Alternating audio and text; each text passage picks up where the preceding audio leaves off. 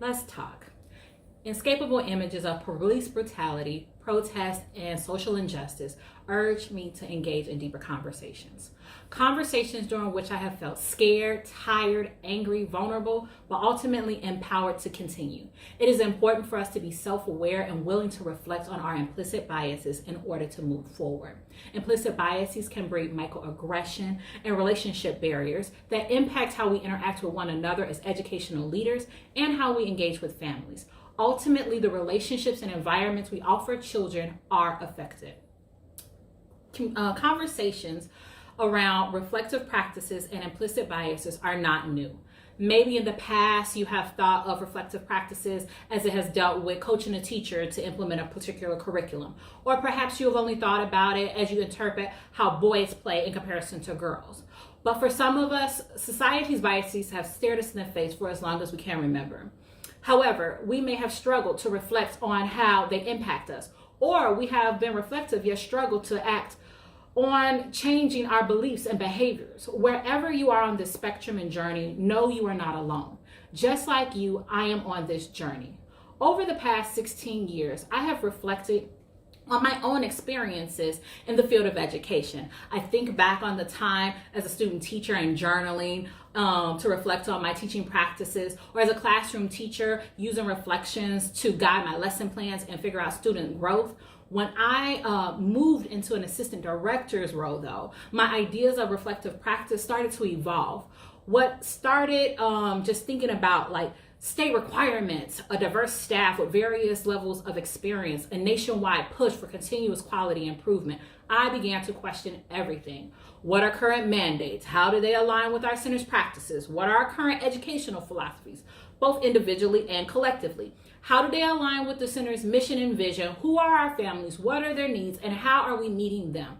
The questions kept coming, and so did unexpected issues. Like I remember addressing a parent's concern that their Black son may not be nurtured in the same way as the other children because his teachers were white. Their concerns were valid, and I had to choose, do I just blindly defend the teachers or the parents, or use this concern as feedback as a way of reflecting on the experiences of the children of color within our program?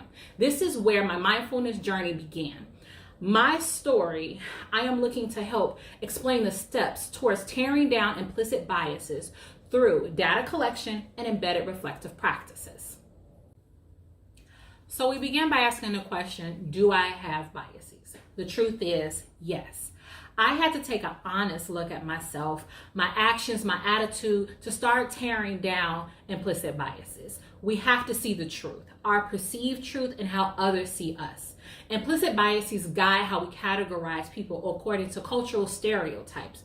We do this unconsciously as we allow our past experiences and influences to shape our assumptions of others. So in the book, So You Want to Talk About Race by Oluo, has a chapter where she discusses checking my privileges. She talks about how we can be both privileged in some areas in our life and underprivileged in others, and about how when we identify where our privileges intersect with someone else's oppression, we'll find our opportunity for real change. So personally, as an African-American woman raised by a single mother trying to care for 3 children on minimum wage for a portion of my life, I was underprivileged. Yet at the same time, I can recognize that I also benefited from the privilege of being raised by my father and stepmother in my latter years and having an opportunity to go to college. Recognizing these experiences impacted how I communicated. It meant that through self-reflection, I needed to examine my biases about single mothers, interactions with parents who have different socioeconomic levels, and my views on fathers and male staff members, so that I could meet all parents and staff where they were and not where I assumed they would be. Not only did I need to recognize the truth of my current understanding and behavior, but I also had to trust the process. Over the years, my understanding of systematic thinking grew. Change comes first by seeing the truth and what role you play and enabling, those biases to continue. Breaking down those areas into actionable goals that tie back into addressing equality and equity within the larger system.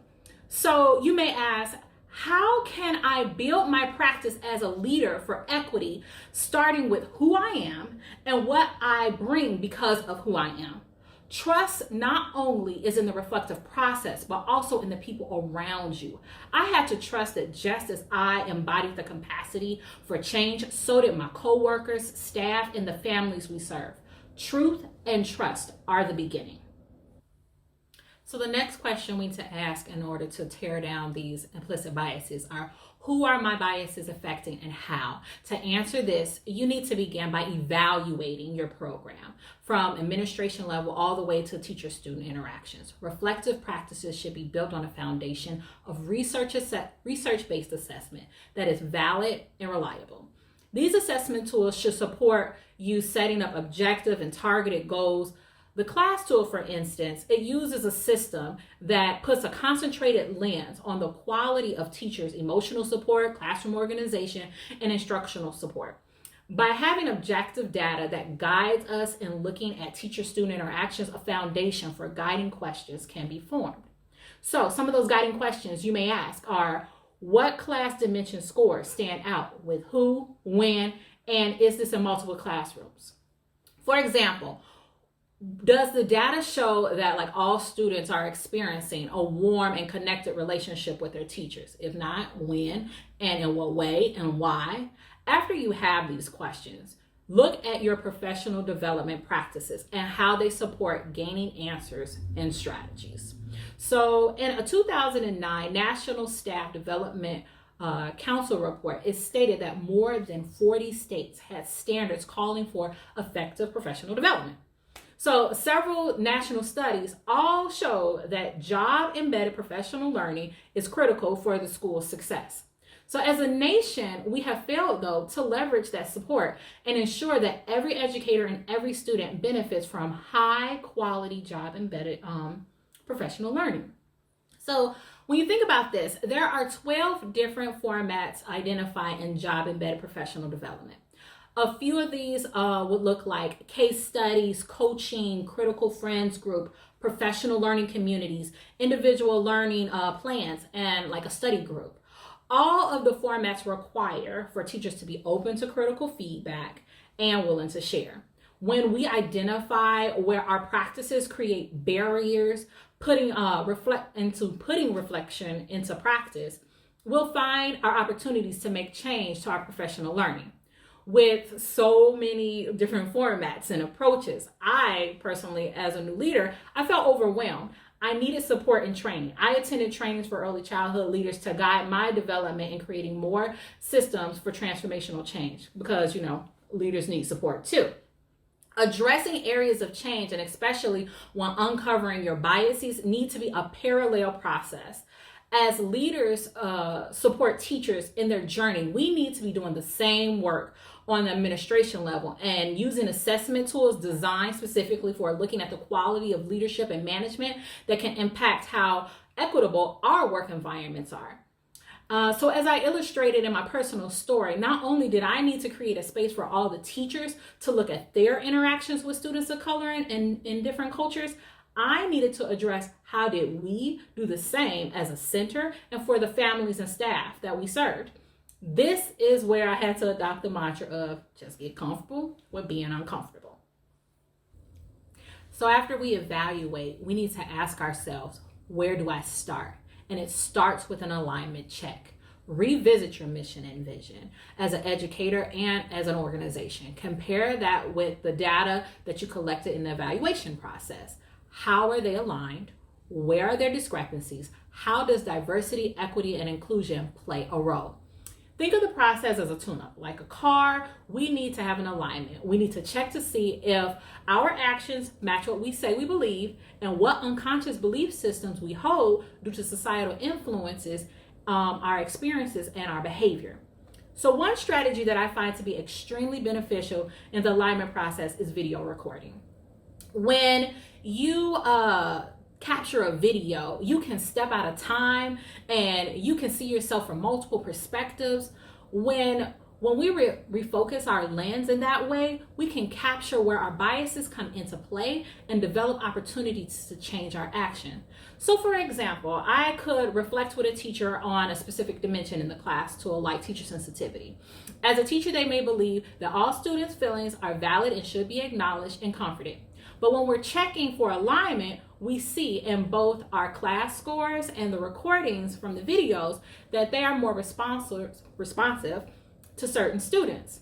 So, however, at other times they're more dismissive and inconsistent in labeling the emotions of boys, and particularly those of color. Their tone may be stronger and they display less patience. Time to align by asking yourself more questions.